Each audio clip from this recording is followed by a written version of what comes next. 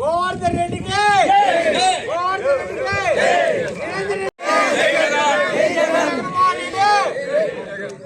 జై జగన్మోహన్ రెడ్డికి జై జగన్మోహన్ రెడ్డికి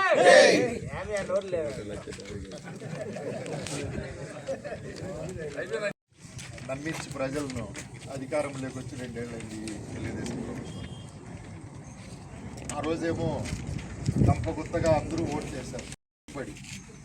ప్రతి ఒక్క పథకం కూడా డబుల్ చేస్తాననడము, లేకపోతే 40 ఏళ్ళకే పెన్షన్లు ఇస్తామనడము అన్నీ కళ్ళబుల్లి మాటలే. కానీ ఈ 2 ఏళ్లలో ఈ ప్రభుత్వం చేసింది ఏమీ లేదు.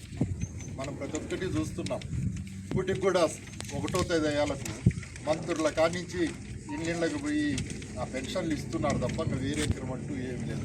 ఒక మంత్రి ఇవ్వాల్సినంత అవసరం లేదు మామూలుగా.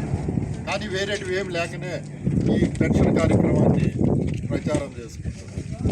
కానీ కరెక్ట్గా ఇంకా పోలేస్తే 2 ఏళ్ళు 3 ఏళ్ళు కూడా ఉండదు, ఎప్పుడైనా రావచ్చు ఎలక్షన్స్. అందులో భాగంగానే పార్టీ ఈరోజు రాష్ట్ర వ్యాప్తంగా ఈ వెన్నుపోటుకు 2 ఏళ్ళు గడిచినాయనే కార్యక్రమాన్ని చేపట్టడం జరిగింది.